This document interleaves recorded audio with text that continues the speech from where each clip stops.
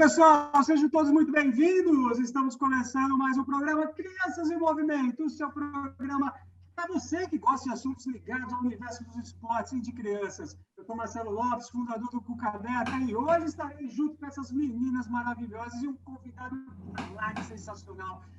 Começando por ela, fundadora do Movimento Min, Cláudia Barros. Seja muito bem-vinda, Cláudia. Olá, Marcelinho. Olá, Rê. Hoje a gente está recebendo o Alberto, a gente está começando aqui com os nossos programas olímpicos. Acho que vai ser muito bacana conhecer bastidores aí desses Jogos Olímpicos. Acho que o programa hoje vai ser incrível. E do Rio de Janeiro, ela, a professora Renata Rodrigues. Seja muito bem-vinda, Renata. Olá, Marcelo, Cláudia. Esse programa junta duas coisas que eu amo. Uma é o Alberto, que é um amigo, uma pessoa de inspiração, e outra é a Olimpíadas. Então não tem como não ser maravilhoso. E vou dar aqui um spoiler: o Alberto é carioca também, tá? Só queria dizer isso para vocês. Sem dúvida, sem dúvida. O nosso convidado de hoje, começando essa série olímpica aqui para vocês, nesse momento tão bacana que é a Olimpíada, um momento máximo do esporte aí. Nada mais, nada menos, ele que foi para 3 Olimpíadas, esteve presente em 1992 em Barcelona, em 1996 também, lá em Atlanta com a natação, em 2004 em Atenas com o triatlo. Ele, o professor Alberto Klaas. Seja muito bem-vindo, Alberto! Olá, Marcelo, e principalmente as princesas que estão aqui, sempre as princesas aquáticas. Nós temos aí a satisfação de poder estar fazendo parte de um grupo tão bacana, tão culto em parte aquática, e eu espero poder, vamos dizer assim, colaborar um pouquinho com as informações. Não, vai colaborar muito. Galera, hoje é como se a gente tivesse um Vingador aqui, um Tony Stark aqui, um Capitão América aqui. Gente, para vocês terem uma ideia, o professor Alberto, além de 3 Olimpíadas, ele é um dos poucos treinadores no mundo que esteve presente com 2 modalidades diferentes. 2 modalidades, né? Então, assim, para a gente é uma satisfação poder entrevistar você, abrir essa série olímpica que nós vamos estar fazendo aqui no Crianças em Movimento. E eu já vou distribuir a bola, porque hoje não vou ser só eu que vou fazer as perguntas, não, sim. Hoje todo o time vai aqui participar. Está começando por ela. Professora Renata, dê o pontapé inicial, minha querida. Então, Alberto, eu já vou logo perguntando de cara, porque eu sei que você é um expert em fazer esses comentários e vai fazer vários comentários aí da natação. Quais são as chances da natação brasileira em Tóquio? Vou pegar até o ar, né? Na realidade, eu vejo uma só chance. A chance de uma nadadora chamada Ana Marcela Cunha, que vai disputar as maratonas aquáticas, e ela sim tem chances reais. Existe uma pseudo-tentativa, mas eu acredito que essa é muito, muito mais difícil, e no ponto de vista meu, pessoal, poderia ser menos difícil se cada dado, cada especificação da prova pudesse ser trabalhado de forma individualizada, que seria na prova de 50 metros nado livre, onde nós temos o nadador brasileiro Bruno Fratos, em que eu costumo dizer, e falo isso em outras lives, ele tem a natação de campeão, mas ele tem a saída de um iniciante. Então, se ele tivesse a saída de um campeão, e eu não estou criando nenhum demérito para ele, é exatamente essa particularidade, esse detalhe, o pessoal não entende. Olhar uma prova de natação pela televisão, você está vendo o fim, você não está vendo o início. E ninguém tem noção do treino de saída, ou seja, treinar a capacidade de reação do corpo ao tiro de largada. Esse é o detalhe que o Bruno ainda não tem, e a hora que ele tiver, ele poderá ter o sonho da medalha olímpica. Muito bom, pessoal. Professor Alberto Claro, já respondendo, começando aí nosso programa, já respondendo as perguntas. Agora eu passo a bola para ela, Cláudia Barros, minha querida. Vamos lá, Claudinha. Alberto, eu queria que você contasse para a gente qual que é o critério para a escolha do técnico que vai acompanhar a equipe. Na verdade, você pode contar para a gente aí de 2 modalidades, né? E conta um pouquinho o bastidor, como é que foi para você quando você foi selecionado para ser o técnico? Hoje, eu acredito que os critérios são diferenciados. Eles não são mais os critérios que existiam na minha época. Na minha época, era o treinador que colocava maior nadadores na seleção. Então, normalmente, eram escalados 2 treinadores. E agora para Tóquio vão 8 treinadores. Então, eles já fizeram um outro tipo de critério, ou seja, vamos levar o máximo de nadadores, dos treinadores que treinam seus atletas, que estarão em provas individuais, e não em provas de revezamento. Por isso que eu acredito que o número 8 é o existente, e que eu vejo como uma oportunidade única para esses treinadores, porque não era assim no passado. Então, se a gente olhar para um ponto, o ponto é positivo. Está sendo dado uma oportunidade. Só que eu tenho, na minha cabeça, eu tenho algumas frentes de pensamento. E quando eu quero alguma coisa, eu primeiro provo para depois pedir. Então, eu estou querendo dizer que na Olimpíada, teoricamente, nós teríamos que ter atletas provando talvez um pouco ou muito mais para poder merecer a presença do seu responsável. Eu sei que é duro, mas eu também sei que sempre fui duro. É através da dureza que eu fiz parte de 5 medalhas e 5 recordes mundiais. Então, se não tem essa palavra dureza, eu costumo dizer que quem tem pena é ave, né? Então, a gente tem que trabalhar para o resultado e para que ele possa acontecer. O brasileiro, como qualquer outro povo, ou talvez um pouquinho mais, ele quer saber sempre, assim, você vai para a Olimpíada, vamos trazer uma medalha? Ele ainda faz esse sinal assim, como se a medalha fosse algo que era só comprar no camelô e está tudo certo, né? Então, por isso que, quando pertencia ao Conselho da Confederação, eu sempre fui muito duro. Então, vamos levar para a Olimpíada, na pior das hipóteses, aquele que pode ser 8º. Porque 8º, se você olha, né, na chamada, pode ser que um leigo fale assim, aquele cara tirou em último lugar, que ele é o 8º do mundo. É diferente, né? Nós temos tenistas que são 58º do mundo, Marcelinho, que cobre, já sabe disso, e que são milionários. E o nosso 8º do mundo, de repente, não tem um dinheiro que faça ele se sustentar. Por isso que eu acho que a Olimpíada é lugar de ser duro, rígido, é partir para porrada, não ter medo de ninguém. E então, quanto a isso, eu diria o que eu penso sobre o aspecto olímpico. Sobre o bastidor, eu digo, é incrível. O bastidor vale mais do que a competição. Entendeu?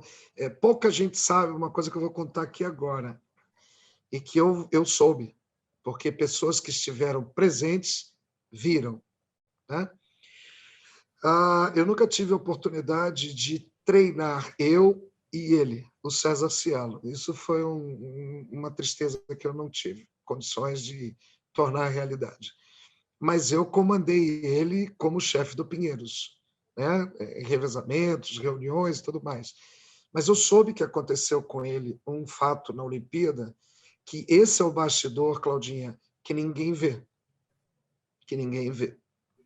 o César Cielo, mal e porcamente, conseguiu entrar em 8º lugar, com 8º tempo, nos Jogos Olímpicos de Pequim, com 8º tempo.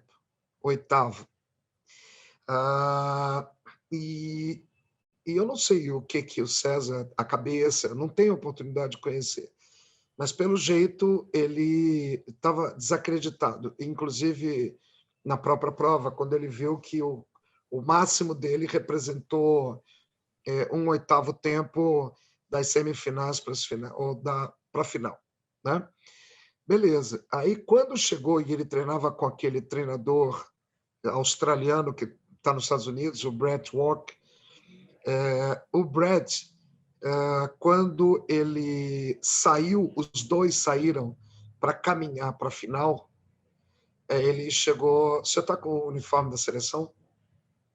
Aí o César falou, não, você leva o seu uniforme. Ele falou, mas eu estou com 8º tempo. Ele falou assim, nunca se sabe o que pode acontecer.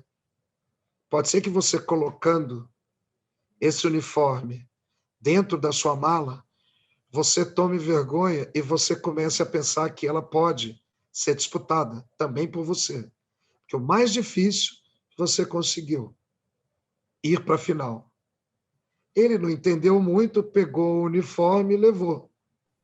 E isso depois foi lembrado quando ele foi pódio nos Jogos Olímpicos de Pequim, na prova de 100 metros nado livre.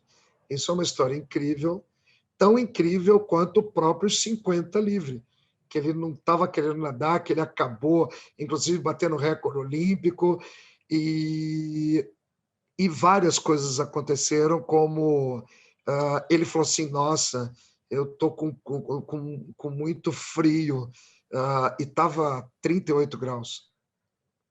E quando saiu César com ele para a final, o Brett, que tem uma cabeça incrível, ele colocou todos os uniformes, falou assim, coloca 3 agasalhos juntos, eu vou colocar 3, e eles saíram com 40 graus com 3 agasalhos. Isso tudo para melhorar cada vez mais o lado psicológico. E o César ganhou a prova e foi campeão. Quer dizer, isso é um bastidor que acho que não tem preço. É muito melhor do que a medalha. Não, é maravilhoso, né? Porque você está falando, na verdade, você traz informações sobre imponderável, né? Isso é maravilhoso. Sim, eu diria até mais, tem o imponderável que foi fantástico. Eu era o chefe da delegação, junto com o professor Ricardo Moura, nos Jogos Pan-Americanos de 1999, na cidade de Winnipeg, no Canadá. E os Estados Unidos nunca havia perdido praticamente nenhuma prova, nenhum revezamento, no entanto, perdeu muitas provas masculinas, Gustavo, Xuxa, Romero. Nossa, foi assim um negócio muito, muito, muito barulhento, e nós conseguimos ter muito sucesso. E no meio desse sucesso, tinha um hino nacional. Isso em 1999. Nós estamos falando de 22 anos atrás. E aí começava a tocar o hino nacional e daqui a pouco terminava. E aí metade do hino, sabe? E aí o que acabou acontecendo? A delegação brasileira se reuniu e falou assim, quando terminar o hino, nós vamos continuar cantando. E foi aí que se sucedeu a famosa cantada do hino nacional, a entoada do hino nacional, no mundo inteiro. Depois o futebol gostou, fez, o vôlei fez, o basquete fez, mas isso começou em 1999 em Winnipeg, no Canadá, com a natação. Roberto, já que você contou um bastidor, eu vou querer, porque tem uma história também no 50 livre muito parecida, e que você viu essa medalha de bronze sendo conquistada. Fernando Scherer, ele empatou, ele ficou ainda, ele foi para o desempate, o swing-off, o Fernando Sanches, o venezuelano, né, que nadou o desempate, e depois ele classificou em 8º e foi para a final, nadando na raia 8 também. Ganhou a medalha de bronze. Qual foi a reação dele? Foi diferente? Dá para você contar um pouquinho desse bastidor, já que você comparando aí com o caso do Cielo? Olha, eu vou dizer, com o Fernando não foi só isso, teve mais. É porque ele empatou em oitavo com o Sanches e com o gigante de 2,10 metros da Alemanha. Busquets. Nossa, foi um negócio maluco. Aí os três tiveram que nadar novamente para ver quem ficava em oitavo. E o Scherer acabou ficando em oitavo e depois foi a medalha de bronze, lá no fim, onde ninguém estava vendo ele. Foi incrível. Ele ficou num estado que é incrível. Eu confesso para você que ele foi permitido fazer tudo. Se ele quisesse fazer xixi na rua, fazia. Qualquer coisa, qualquer coisa. Porque foi a superação da superação. Primeiro a superação da trinca com o oitavo tempo. E depois a superação de ter acreditado na possibilidade da medalha. Sensacional, sensacional. Professor Alberto Clark, aqui hoje com a gente no Crianças em Movimento. Gente, só esses 10, 15 minutos já foram de estourar a cabeça aqui, gente. Alberto, eu gostaria que você destacasse um ponto positivo e um ponto de melhoria atual da natação brasileira. Uau! Nossa, uau não. Você já sofreu com o Gustavo Borges lá, né, para ganhar a medalha de prata, começou no 6º lugar, sofreu com o Fernando Scherer, a pergunta está fácil. Pode desenrolar, meu querido. Não, quem dera. O resultado é mais fácil. O estrutural é mais difícil. Porque você tem que criar uma cultura. O Brasil, ele quer pensar em primeiro mundo, quer ser em primeiro mundo, mas não se programa para ser primeiro mundo. O nosso, se é a palavra problema, eu não acredito que a palavra seja problema, mas eu diria assim para você, nós temos que mudar a conceituação de como projetar uma pessoa para uma pseudo ou uma possível medalha olímpica. Para isso, nós temos que colocar uma palavra chamada megaciclo, porque nós só falamos muito em macrociclo. Não, o megaciclo são, vamos dizer assim, períodos olímpicos que, quando eu estive na Austrália com a seleção brasileira no ano de 2000, eu me assustei quando eu vi que os australianos faziam 4 megaciclos para o resultado, que era um megaciclo de 4 anos de aprendizado, um megaciclo só de aperfeiçoamento, um megaciclo de introdução ao resultado e um megaciclo para o resultado. Na hora eu me lembro que eu respondi para o treinador australiano: nossa, o Brasil faz esses 16 anos em um, você sabia? Que é isso que eles, que o nosso dirigente ou as pessoas que comandam não tem, não adianta. Então nós teríamos que primeiro formar para depois especializar. Então, o que é a palavra formação? Que hoje, eu diria que as duas princesas que estão conosco dão show quando vão falar sobre bebês, porque elas dão tudo sobre a formação, do ponto de vista didático, do ponto de vista pedagógico, do ponto de vista fisiológico, biomecânico, psicológico, e juntando isso tudo com maturidade.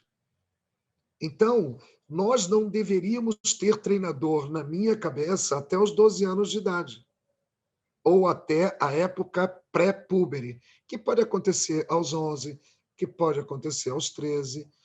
Então, para mim, nós teríamos professores formadores, aonde qual seria o importante? Habilidades, construção de habilidades para se tornar competente. Quais seriam as habilidades? Uma boa técnica, saber que natação é embaixo d'água e não em cima d'água, para evitar aquele professor do cotovelo alto. Então, se eu não tenho uma boa articulação, eu não vou conseguir fazer isso, eu tenho que fazer esse movimento. E aí, mato esse cara que não consegue fazer o cotovelo alto? Não mato. Então, eu tenho que achar respostas para tudo. Então, até os 12 anos, ele teria que aprender a nadar, a entender a sua individualidade, aprender as técnicas de saídas, de viradas. Quantas vezes eu, no meu passado, e as duas ex-nadadoras, Marcelão, que também, o nadador de peito não sabia nadar borboleta, costas, nem crawl. Nadador de peito era nadador de peito. Só sabia nadar peito. Aí, quando ele nadava crawl, ele fazia aquela pernada de peito, porque ele não sabia. Então, tudo isso acabaria, ou seja, formação e aperfeiçoamento da formação. Aí, a partir do pré-púbere, aí sim, você começaria a fazer um trabalho de iniciação à construção fisiológica.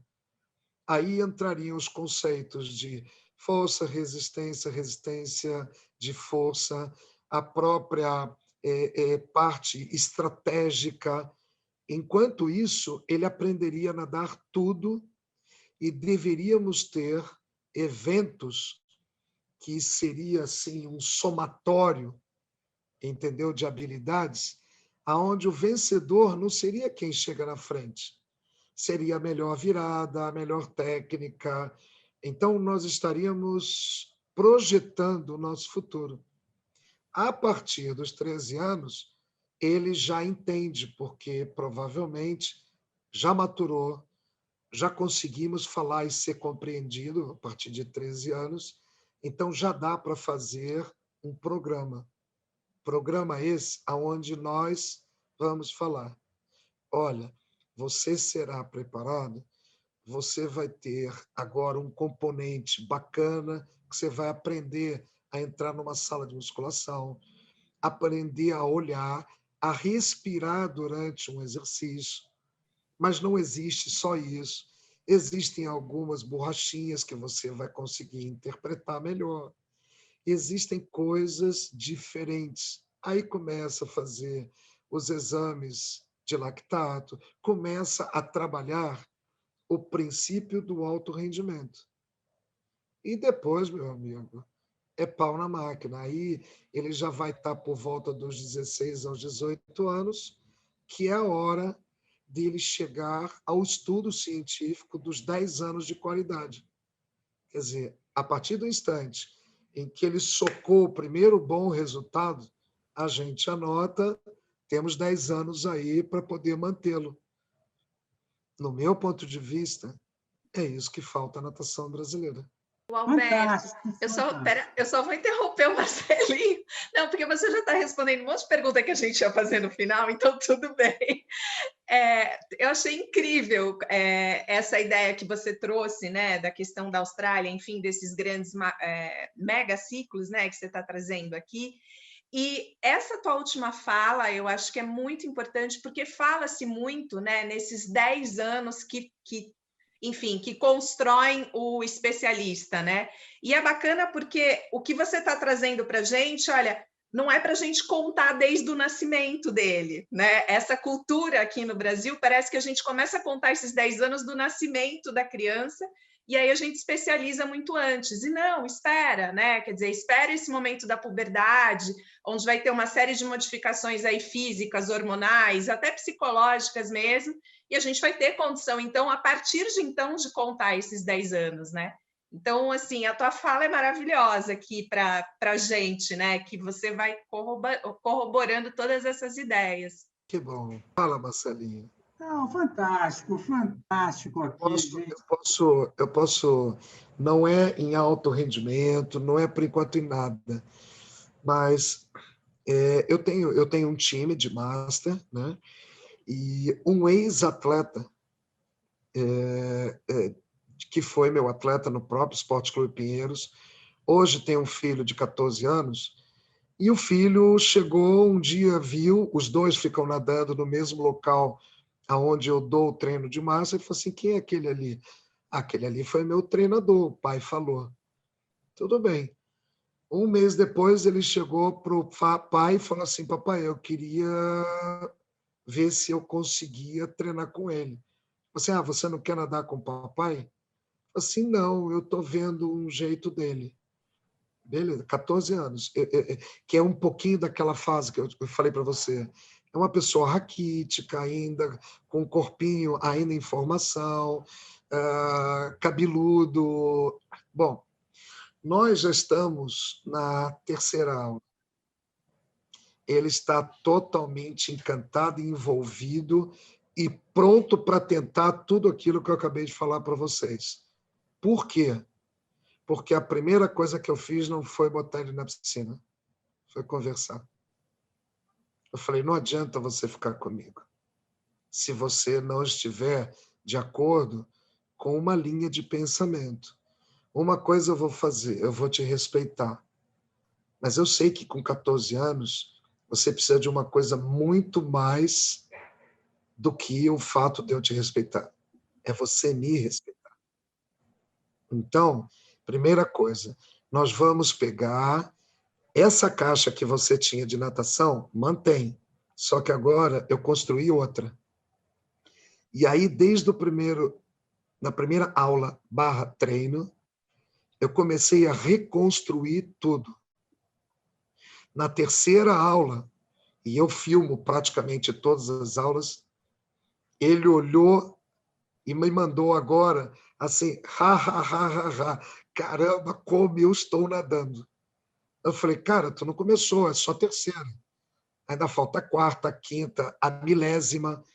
Quer dizer, agora tu imagina, primeiro, a satisfação do pai em ver, primeiro, que a ideia do filho não estava errada, porque ele está tendo ônus financeiro, né?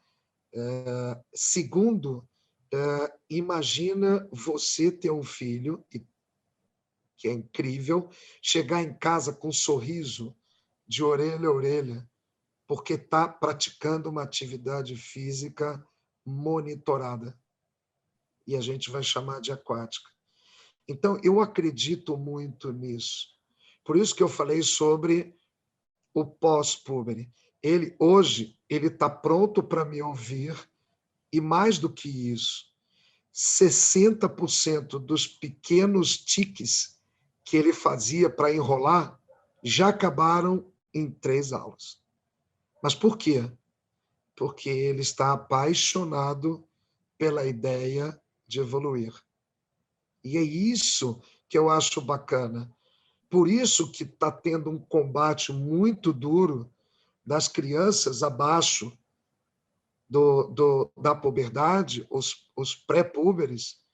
Eles têm que ir com o carrinho, eles têm que ir com o caminhãozinho, eles têm que terminar uma aula no meio, brincar um pouco e depois voltar, senão ele não vai estar pronto para treinar. Quando é que ele vai ser criança? Depois de adulto? Quer dizer, inverteu o processo, ele vira adulto para ficar um bebê, ser tratado como tal. Então, as pessoas, elas desconhecem Galahu, Osmond, Piaget, Vallon. Quer dizer, as pessoas, elas não entendem que tudo tem seu tempo.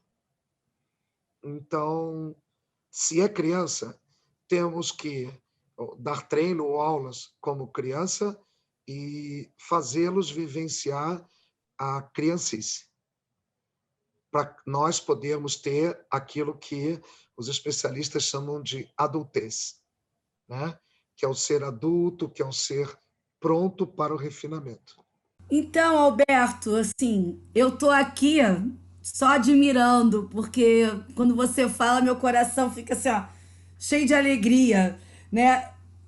A gente está vivendo uma Olimpíada atípica, né?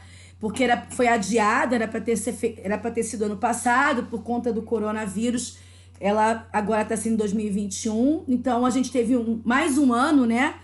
Para esses atletas se prepararem, se organizarem, e isso deve ter com certeza influenciado nos treinamentos deles. E então, quais são os desafios que os nossos atletas brasileiros, além do Covid, além desse ciclo que foi alterado, vão ter nas Olimpíadas de Tóquio?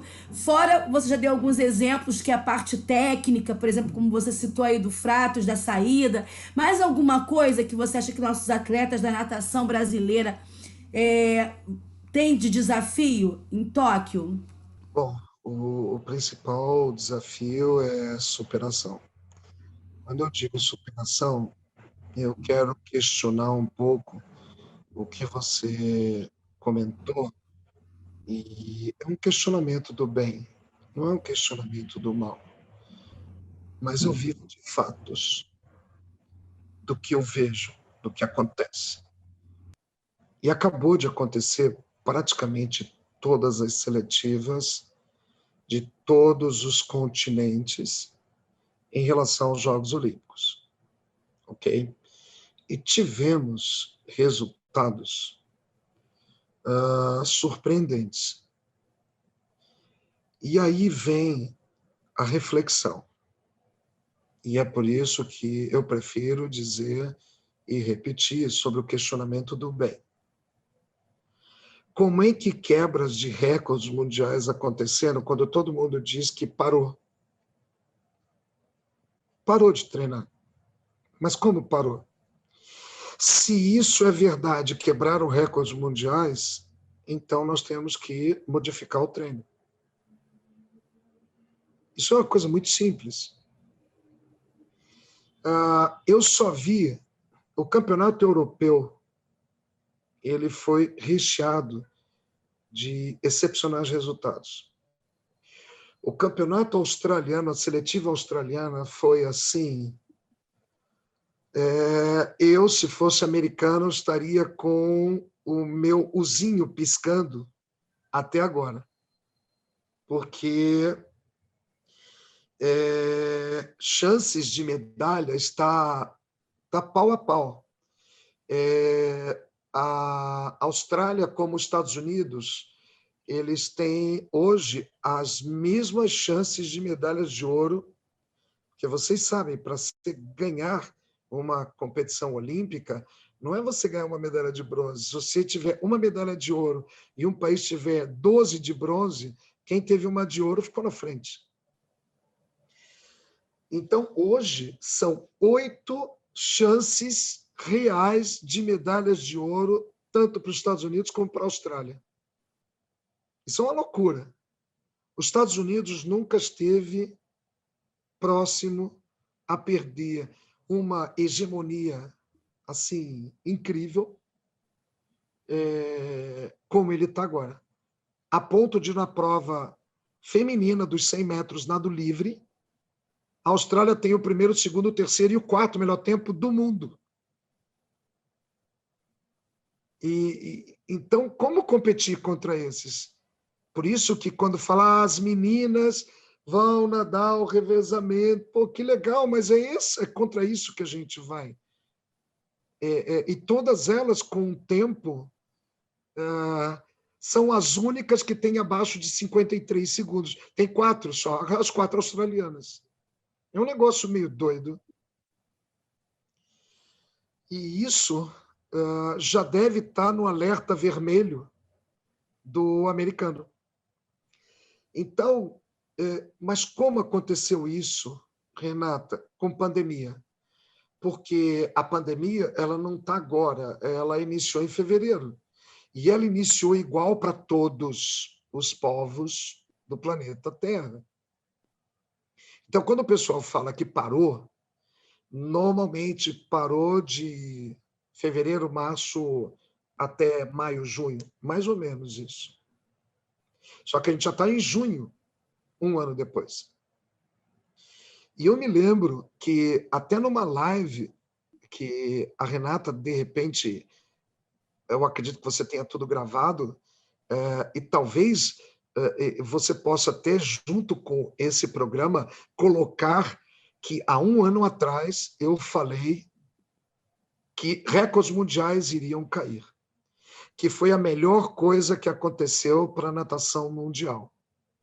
Porque quando nós estamos na faculdade de educação física, e eu falo como professor de uma faculdade, eu aprendi na faculdade, e eu tomei um puxão de orelha do professor Pavel por causa disso, que eu falei para ele, ele falou assim, Alberto, me diz o que é a faculdade para você.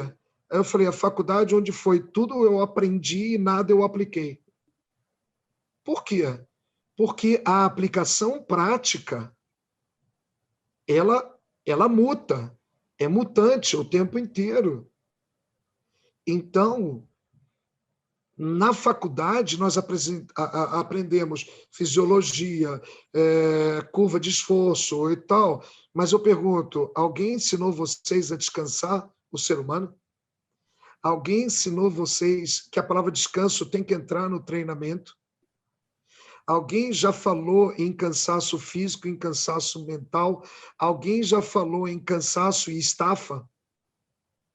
Se a gente não consegue interpretar isso, aí fica distante de qualquer resultado de performance alta. Por que eu falo isso? Porque se na pandemia aconteceu de parar, o que a minha cabeça vai falar? Oba, que legal, vou poder descansar mais. E o pessimista vai falar, putz, nossa, horrível, não foi legal, isso vai me atrapalhar. É a história do copo meio cheio. O otimista vai falar, nossa, que bom, né? Me deixaram metade ainda do copo. E o pessimista vai falar, quem foi que bebeu? Eu quero bater. Então, eu digo para você, Olimpíada, agora, é quem tiver mais cabeça. Os treinos, há um mês dos Jogos Olímpicos, que é o que falta, os treinos não tem mais que acontecer. Agora, não é polimento. Eu também discordo dessa palavra, que nós ouvimos muito no passado. Porque polimento as pessoas entendem que é a redução da intensidade e do volume. E para mim, polimento é o ato de se sentir bem, independente de intensidade ou volume. Eu quero me sentir bem. Eu já tive nadadores que eu tive que dar treino um dia antes dele quebrar um recorde sul-americano. Por quê? Porque ele falou, eu me dou bem nadando cansado. Porque meu corpo reconhece o meu cansaço como performance. Mas não, todo mundo tem que descansar. Não, não tem que descansar. A Carla Moreno, que até hoje treina comigo, ela, para competir o triatlon olímpico, que ela competia de 2 horas e tal, ela tinha que treinar 40 minutos antes. Nós treinávamos para ela poder se sentir em alta performance. E o pior, depois do treino, depois da competição, ela ingeria carboidrato, descansava, ia para a premiação e depois continuava treinando um pouco mais, que era parte do descanso ativo, para poder recuperar a frequência cardíaca, o coração desacelerar, metabolizar, fazer a parte de oxidação, a parte de transporte de oxigênio para o músculo. É tudo isso que eu particularmente acredito e que deu certo. Foram 5 medalhas olímpicas. A Carla, eu não falei, foi vice-campeã mundial de triatlon. Quer dizer, então, eu não estou falando de teoria, eu não estou falando... Não, todos que me conhecem sabem que não existe teoria. É a prática que depois se escreve e vira teoria. Mas não existe nenhuma teoria que inverte o processo, que depois vira prática. São as nossas experiências que viram livros. Por isso que a gente tem que escrever. Claudinha, a bola está com você, minha querida.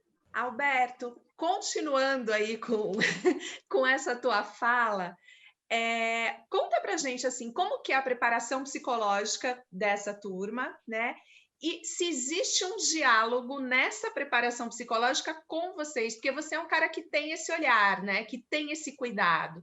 Mas e o atleta? Existe essa busca? Existe esse suporte? Como que funciona isso? Eu diria que, graças a Deus, isso está, eu diria que no degrau 3 no Brasil, ou 4 de 10, mas já começou a se subir os degraus. Seria muito interessante e importante, e sem demérito a todos os psicólogos, mas que, se possível, tenha passado exatamente as mesmas experiências que ele vai tentar retratar no seu treinamento, né? Então, fica muito difícil um psicólogo falar sobre dor, ou sobre desespero, ou sobre uma prova mal nadada, se ele nunca vivenciou isso. Eu penso assim. Eu penso assim porque há 30 anos atrás eu passei por um dissabor. Eu não estou questionando nenhum psicólogo, nenhum, confesso. Mas isso há 30 anos atrás aconteceu comigo. Que eu coloquei um psicólogo para um atleta para o psicólogo, e no final, quando ele chegou até a mim e falou assim: o que o psicólogo falou? Eu falei, falou para eu parar de nadar. Eu falei, porra, e agora acabou, achou a solução. Quer dizer, a cabeça do cara que estava mal, ele se sentiu o cocô do cavalo do bandido. Quer dizer, eu já tive isso. Então, eu não falo por falar. Hoje, se eu voltasse para a piscina, uma hipótese, que eu acho que isso talvez não aconteça, mas se eu voltasse para a piscina, dentro da piscina eu queria o fisiologista, o psicólogo, o biomecânico e o nutricionista, afora a minha pessoa e o grupo de investigadores para poder tirar sangue e coisas do gênero. Porque isso eu experimentei com os meus adversários. O Ian Thorpe, o Michael Klein, os nadadores que eu convivi, que eu vi, terminava o treino, era mensurado a acidose dele. Aí, depois da acidose, falava assim, qual era o treino que você tinha que fazer hoje? Era um aeróbico de média intensidade. Aí o fisiologista me chamava. Alberto, ele fez uma série de média intensidade aeróbica e ele já está entrando em anaeróbico. Isso não dá. Aí a gente chamava o nutricionista. Chegava para o nutricionista e falava, recupera através de carboidratos, do que você acha que deve. Mas ele já está num sistema diferente. Chegava para o biomecânico, dá uma olhada na filmagem para ver se isso é uma má posição técnica. Esse era o meu adversário, Ian Thorpe. Agora eu pergunto, como é que eu ia vencer com o Gustavo, só eu e ele? Então, nós fomos heróis. E se eu te disser que isso existe hoje no Brasil, eu estou mentindo. Isso pode existir hoje em 1 ou 2 lugares. Por exemplo, no Centro de Excelência Maria Lenk, talvez isso já exista. Que é aquela piscina onde tem toda uma equipe multidisciplinar.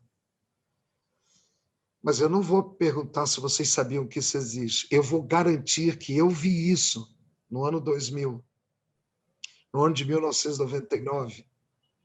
É terrível. Mas hoje, a gente já vê psicólogos, nós já temos gente mais preparada, mas se eu tivesse hoje que utilizá-los, eles teriam vivido a mesma coisa que eu, porque o resultado que eles querem está no mesmo corpo que eu quero também dar treino. Fantástico, fantástico. Pessoal, programa especial, aí a gente vivendo aí a Olimpíada, hoje com o professor Alberto Clá. Então, o nosso 60 segundos também é especial. Hoje, 3 perguntas para o Alberto responder em apenas 60 segundos. Ok? Coisas fáceis, elaboradas por essas mentes geniosas aqui desse programa. Professor Alberto, vamos lá. Alberto, Jogos Olímpicos para você representam exatamente a exposição máxima que um profissional da área de alto rendimento poderia receber como um bônus, como um prêmio. Eu diria que participar dos Jogos Olímpicos só é inferior ao nascimento da minha filha. Muito bom, muito bom. Quando o convidado ele já quase emenda a segunda, então eu vou meio que repetir agora esse desafio para você. Roberto, participar das Olimpíadas é um show para quem está preparado e horrível para quem vai lá só para dizer que está ganhando experiência. Fantástico, fantástico, fantástico. Gente, esse pessoal que fica só medindo o número de finais, acho que não é bem por aí o caminho, não. Professor Alberto, se você pudesse escolher 3, somente 3 atletas olímpicos, para colocá-los no Olimpo, sim, naquela festa privê no Olimpo, junto com você, esses atletas seriam? Primeiro, o inigualável, o homem que eu tive o prazer de palestrar junto, Mark Spitz. Esse está fora de qualquer eixo. Segundo, uma pessoa que me fez estudar, feito um louco, feito um alucinado para derrotá-lo, que foi a melhor técnica que eu já encontrei e que eu não consegui derrotá-lo pelo imenso número de habilidades que esse cara tinha, Alexander Popov. E, por fim, eu tenho 2 pessoas. Desculpa, esse trono vai ser dividido dos terceiros. Primeiro, Michael Phelps. Ele provou que o improvável era provável. E, no caso, eu tenho uma restrição, né, de colocá-lo ao lado de uma nadadora, mulher fantástica, que quebrou todos os mitos e todas as formas e que até hoje, ela inspira não os atletas, e sim os treinadores. A húngara Katinka Hosszu, que é capaz de entrar numa competição e nadar todas as provas do programa e vencer 70% a 80% delas. Ela mexeu com o cérebro, com o tique e o teco de todos nós profissionais de alto rendimento. Fantástico, fantástico. Mark Spitz, Alexander Popov, Michael Phelps e Katinka Hosszu. Professor Alberto, foi assim um prazer incrível poder recebê-lo aqui, entrevistar. Aprendemos muito, muito sucesso, muita saúde a gente deseja para você, ok? E, por favor, as suas considerações finais aí, suas despedidas, meu querido. As minhas considerações, elas talvez não sejam aquele clichê de agradecer e tal. Eu diria assim para todos que estão nos vendo e nos ouvindo. Se você for da área do esporte e de alto rendimento, eu digo para você, faça aquilo que você estudou do jeito e do modo que você achar melhor. Se der certo, escreve, porque você talvez esteja iniciando um livro. Se não der certo, utilize outras técnicas. Mas não venha me dizer que o sucesso ele é padronizado, que ele tem regras, que ele tem o passo 1, o passo 2, o passo 3. Ele não tem. E para aqueles que não são da área do esporte e que nos deram essa oportunidade, é apenas agradecer os comentários e um relato de uma pessoa que há 54 anos vive da água para a água, e tudo que eu sou eu devo a ela. Muito bom, muito bom. Claudinha, suas despedidas, minha querida. Ai, gente, foi um show hoje, né? Nossa, quantas histórias passaram por aqui, que delícia. Alberto, muito, muito obrigado pela tua presença aqui hoje, foi sensacional. Rei Marcelinho, até a semana que vem com mais histórias olímpicas, né? Sem dúvida. Renatinha, suas despedidas, minha querida. Que programa, Alberto, muito, muito obrigada por tanto conhecimento, tanta generosidade aí com essa troca.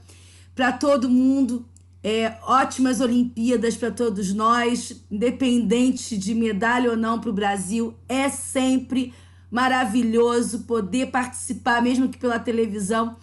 Eu que tive a oportunidade de trabalhar pelo COB em um Pan-Americano na organização, que não chega nem aos pés de uma Olimpíada, já foi para mim uma experiência incrível. Imagina uma Olimpíada. Então, nós, amantes do esporte, vamos assistir. Professores, aproveitem esse momento para fazer os links com os seus alunos, né? Seja na escola, seja na escolinha de natação, né? Fazer esses links é muito importante, pegando as considerações do Alberto. A gente tem que criar também pessoas que sejam bons espectadores do esporte, não só cobrar medalha, mas sendo amantes e bons espectadores do esporte. Então, um beijo, obrigada Marcelinho, obrigada Claudinha.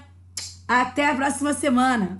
Sim, até a próxima semana. E quem quiser, acompanhe o professor Alberto, plataforma Educar, comentários da Olimpíada. Tem muito material bacana, professor Alberto Educar. E quiser saber toda a história dele com fotos, imagens, vai lá no Cuca Beta, lá no canal do YouTube, Cuca Beta Programa 100. O professor Alberto Educar está lá contando toda a história dele. E a gente volta semana que vem com mais um programa Crianças em Movimento. Tchau, tchau, pessoal. Beijo no coração de todo mundo. Até semana que vem!